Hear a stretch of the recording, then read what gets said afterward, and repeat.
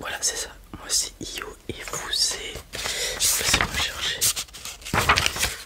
Ouais, voilà, c'est ça. Ouais. Non, moi je suis encore un ancien, on va dire, entre guillemets. J'aime bien écrire, je fais tout sur papier. D'ailleurs, tout ce que vous allez me dire aujourd'hui, vos objectifs, etc., je vais les noter sur papier. Voilà. Bon, bien sûr, si vous voulez que je vous retranscrive par mail les choses, je vous enverrai un mail, il n'y a pas de souci. Alors, laissez-moi prendre mon stylo. Allez sur votre page, donc laissez-moi renoter votre prénom.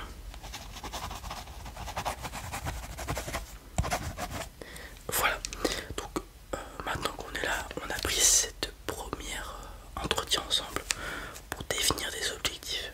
Voilà, vous allez me dire ce que vous voulez, ce que vous souhaitez, et moi je vous donnerai par rapport à où vous en êtes actuellement, comment dire, une espèce d'échelle de temps où on pourra réaliser cet objectif en fonction de votre ambition, de votre motivation. Et ensuite on verra d'autres choses, par exemple les exercices qu'on pourrait effectuer. S'il y a des groupes musculaires que vous voulez développer plus que d'autres, on pourra faire des exercices basés, centrés sur ces groupes musculaires. Donc tout d'abord, expliquez-moi d'où vous venez, d'où, enfin, voilà, j'aime bien un peu connaître légèrement la vie de mes clients pour savoir d'où ils viennent et qu'est-ce qu'ils ont fait dans le passé, parce que le muscle a une mémoire. Donc si par exemple, je sais pas, vous avez fait du foot pendant 5 ans lorsque vous étiez jeune, et bah votre corps se souvient de certains mouvements de foot malgré qu'il en ait pas fait depuis longtemps. Typiquement quand j'étais plus jeune, j'ai fait du skate ou alors du badminton. Je suis sûr que vous me redonnez une raquette de badminton ou un skate, j'ai encore les bases, vous voyez. Ok, donc allez-y, dites-moi ce que vous avez fait un peu dans la vie. Ok. Ouais, surtout les sports. Ouais. Ok, c'est pas mal. Donc on a une légère base sportive quand même. Ok, et ça fait combien de temps que vous ne faites plus de sport là? D'accord. Et qu'est-ce qui vous amène là du coup maintenant? Ok, d'accord. C'est trop mangé au fait, et puis ça fait un moment que vous faites pas de sport. Donc vous sentez que vous avez pas du tout du poids, pardon, et que vous êtes un peu moins dynamique. Ouais. Ok, donc l'objectif, si je comprends bien, c'est de avoir une silhouette assez affinée, donc perdre du poids et raffermir les muscles, etc. Ouais, refaire voilà, en fait on appelle ça une recomposition corporelle, pardon. Ouais, bon en fait on va tout simplement entre guillemets transformer le gras en muscle. Ouais, ok, y a pas de souci, je fais ça relativement souvent, ne vous inquiétez pas. Donc, recomposition corporelle. Ok, est-ce que vous avez votre taille et votre poids approximatif? Yes.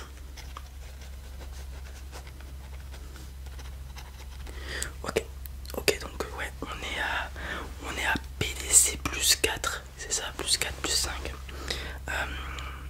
PDC c'est quoi en fait? Tout simplement, je vais vous montrer des exemples, comme ça ira plus vite. Supposons une personne fait 1m70, son poids de corps c'est 70 kg. Une autre personne qui fait 1m80, son poids de corps c'est 80 kg. Voilà, ouais, vous avez compris. Vous avez du coup un poids de corps de plus 4,5. Donc il va falloir raccourcir ce poids de corps, arriver à un poids de corps un petit peu négatif, peut-être PDC moins 2, ça pourrait être pas mal pour avoir ce que vous souhaitez, cette silhouette raffinée, taillée, et puis reprendre le sport, etc. Pour ça, ça va pas être très compliqué, comme vous me l'avez dit, ça fait un moment que vous n'avez pas fait de sport. Donc lorsqu'on reprend le sport, le corps doit se réadapter très rapidement, et du coup il fait des progressions comment dire, assez exceptionnelles lorsqu'on reprend le sport. Ouais, le corps est assez cool pour ça. Donc vous allez voir de gros progrès sur les premières semaines, je peux vous l'assurer. Donc laissez-moi voir un petit peu. Ok, donc là on part avec un PDC plus 4,5. On va arriver à un PDC moins 2, je pense, ça pourrait être pas mal.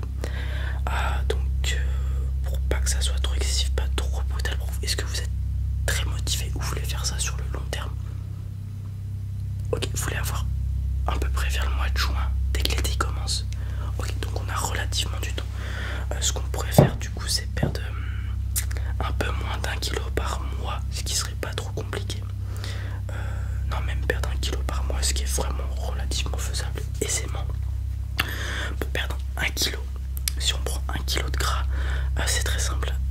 1 kilo de gras, c'est de l'énergie qui est stockée par le corps. Et ça représente un certain nombre de calories. Les calories, c'est l'énergie du corps. Voilà. Ouais, c'est ce qui est marqué sur les emballages derrière. 1 kilo de graisse dans le corps, donc que l'on stacke un peu partout au niveau du ventre, des cuisses, des bras, enfin n'importe où autour du corps. Ça va représenter environ 7 à 8000 calories. Voilà. Pour perdre ce kilo de graisse, il faudra avoir un déficit calorique sur un temps, par exemple sur un mois, de 7000 calories. Comment on y arrive?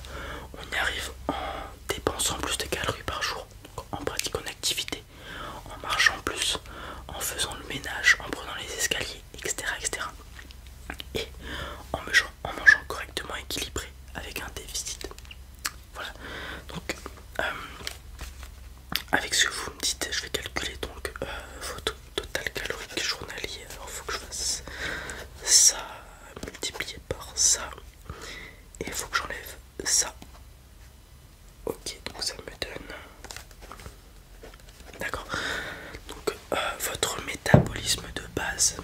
Votre métabolisme de base, je vais vous expliquer c'est quoi. C'est l'énergie que consomme le corps pour fonctionner en une journée. Même si vous faites rien. Voilà, c'est le fonctionnement des hormones, le fonctionnement du cœur, des poumons, etc. La digestion. Il est d'environ 1400. Et donc, comme vous faites des choses dans la journée, vous marchez, vous allez au travail, etc. Votre métabolisme de base actuel, avec ce que vous m'avez dit, je l'estimerai à aller un peu en dessous de 2000, on va dire 1950. Donc en gros, c'est très simple. Si vous mangez plus de 1950 calories par jour, vous prenez du poids. Vous mangez moins, vous perdez du poids. Mais là, donc, comme vous m'avez dit par le message la dernière fois, vous avez de quoi vous entraîner 3 fois par semaine, vous pensez? C'est ça. Donc 3 fois par semaine. On va rajouter donc une activité physique 3 fois par semaine. Comme vous souhaitez perdre du poids, ça va être la plupart, ça va être 2 séances de renforcement musculaire et une de cardio. Donc ce qu'on va faire, c'est 2 full body avec des exercices que je vais composer pour vous, puisqu'on va refaire une séance ensemble pour que je vois des exercices qui vous plaisent, parce que l'objectif c'est de trouver des exercices qui vous plaisent pour pas que vous perdiez cet objectif en vue. Donc ça on verra ensemble plus tard. Et le cardio, ça sera à votre convenance. Donc ça sera des séances de cardio d'1 heure environ, comme vous me l'avez dit. Et vous avez le choix entre faire de la marche rapide. On va faire un cardio pas trop traumatisant pour vous, je pense. Puis même parce que c'est plus cool. Donc marche rapide avec inclinaison. Donc ça c'est pas mal, ça brûle pas mal de calories. On a du vélo aussi. On a de la natation. Ou après un sport quelconque que vous aimez, le badminton, le football, la danse, enfin, comme vous voulez. Et donc, et le but du coup ça va être de rééquilibrer votre alimentation pour avoir un léger déficit calorique. Voilà, on va viser un déficit calorique de 50 à 100 calories par jour. Donc on est à 1900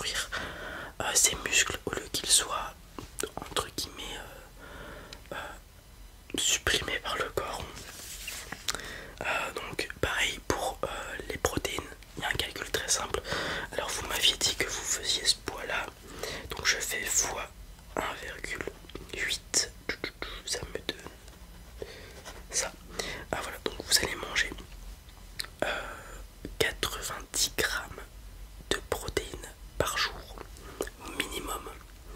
Voilà, et après le reste ça va être en glucides, en lipides. Voilà. Bon ça, vous inquiétez pas, juste essayez d'avoir votre apport protéique journalier et le reste vous mangez entre guillemets ce que vous voulez. Tant que ça rentre dans les 2000 calories, juste là. Sachant que 90 grammes de protéines, je fais ça fois 4, ça fait déjà 360 calories dédiées aux protéines. Parce que 1 gramme de protéines faut 4 calories. 1 gramme de glucides faut 4 calories. 1 gramme de lipides, donc de gras de manière générale, vaut 9 calories. Et les glucides c'est le sucre, que ça soit lent ou rapide. Sucre, donc fructose provenant des fruits, n'importe. Voilà. Et donc si on arrive à appliquer un déficit, comme je vous l'ai dit, de 100 calories, voire un petit peu plus si vous y arrivez par jour, jusqu'au mois de juin, on devrait atteindre l'objectif. Voilà. Bien sûr, si vous respectez les 3 séances par semaine, avec la nourriture, etc. Ouais. Ok. Ouais. Moi je vous dis, le plus dur c'est la nourriture. Ne pas craquer, etc. Après, si vous me dites que vous gérez bien ça, ça devrait aller. Et puis bien sûr, hein, c'est pas parce qu'on est en déficit qu'il faut manger que des légumes, etc. On peut se faire des repas qui sont très bons et qui sont un bon apport nutritionnel. Ah oui, oui, tout à fait, tout à fait. Par exemple, typiquement les pâtes carbo, vous remplacez de la crème fraîche 15% ou 30% même par celle à 7%, et les lardons avec beaucoup de gras par des allumettes de bacon qui sont beaucoup moins grasses et beaucoup plus riches en protéines. Le plat devient tout de suite bien plus intéressant nutritivement parlant. Voilà, donc on peut toujours manger les plats qu'on aime à condition qu'on les fasse avec les bons aliments. Ouais. Et avec des aliments bruts qui vont mieux remplir votre estomac, et il y aura moins cette sensation de faim et plus cette sensation de satiété lorsqu'on va finir le repas. Ouais. Pareil, typiquement les pizzas. Vous mangez une pizza industrielle, c'est pas forcément ouf, mais si vous faites vous-même la pâte avec une technique, c'est-à-dire farine et fromage, que ce soit blanc ou fromage à base de protéines, la pâte devient tout de suite plus intéressante nutritivement parlant. Après, vous rajoutez de la sauce tomate qui n'est pas forcément très calorique. Vous rajoutez un petit peu de fromage, vous faites attention au fromage que vous mettez, un petit peu de jambon, des champignons. La pizza devient intéressante nutritivement parlant. Donc voilà, il n'y aura pas de problème à se faire. Si vous avez le temps de cuisiner, ça devrait être pas facile, mais ça devrait être moins compliqué. Donc voilà. Donc pour ce qui est de la séance de sport, au niveau de la musculation, du renforcement musculaire, on verra ça donc lors de notre séance qui est... C'était quand? Ah oui, ok. C'est donc jeudi, c'est ça. Ouais. Donc on fera plein d'exercices. J'ai essayé des exercices sur vous, vous allez me dire quels exercices vous appréciez. Et après j'essaierai de faire, donc à la deuxième séance où on se verra, un entraînement full body qui pourrait vous convenir. Voilà, donc comme je vous l'ai dit, il faut faire des exercices que l'on aime, sinon on va perdre la motivation. Voilà. Ensuite le cardio, comme je vous l'ai dit, ça va être à vous de choisir. Et puis vous m'envoyez tous les jours ce que vous faites, etc. Enfin, vous me tenez au courant pour qu'on fasse un bilan récupératif hebdomadaire, pour qu'on voit les avancements. Voilà. Vous prenez pas la tête à vous peser tous les jours. Ouais. Parce que le poids fluctue très vite d'un jour à l'autre. Vous pouvez prendre 500 grammes un jour, du jour au lendemain, alors que vous êtes en déficit calorique, et le lendemain en perdre 1,5 kg. Voilà, il y a beaucoup de fluctuations, tout simplement parce que si vous avez d'eau aux toilettes ou pas, voilà, il y a ça à prendre en compte. Au niveau de la rétention d'eau, parce que le corps va plus ou moins retenir d'eau en fonction de ses besoins, donc il n'y a pas à s'en faire. Donc pesez-vous, je sais pas, tous les dimanches matin par exemple, à jeun. Voilà, après les toilettes, ou enfin n'importe, toujours essayer de faire le même schéma lorsque vous vous pesez, pour avoir des données qui sont les plus vraies possibles. Voilà, tout simplement. Est-ce que j'ai d'autres choses? Non. Après la nourriture, ça va être à vous de voir. Je peux vous donner des recettes si vous voulez.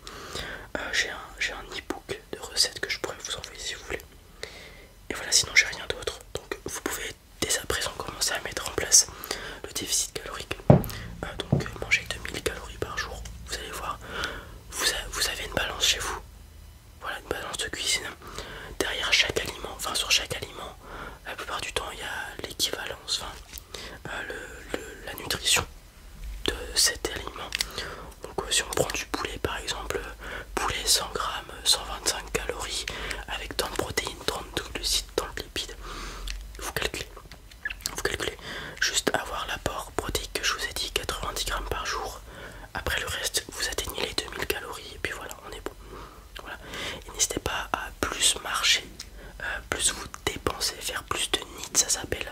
Les NEAT c'est quoi? C'est toutes les dépenses caloriques qui ne sont pas liées au sport. Donc marcher, se lever, faire le ménage, voilà. C'est pas considéré comme des activités physiques, mais ça consomme des calories quand même. Voilà, super. Aussi, petit tips, n'hésitez pas à vous donner un objectif de pas par jour. Je conseille 10 000 pas par jour.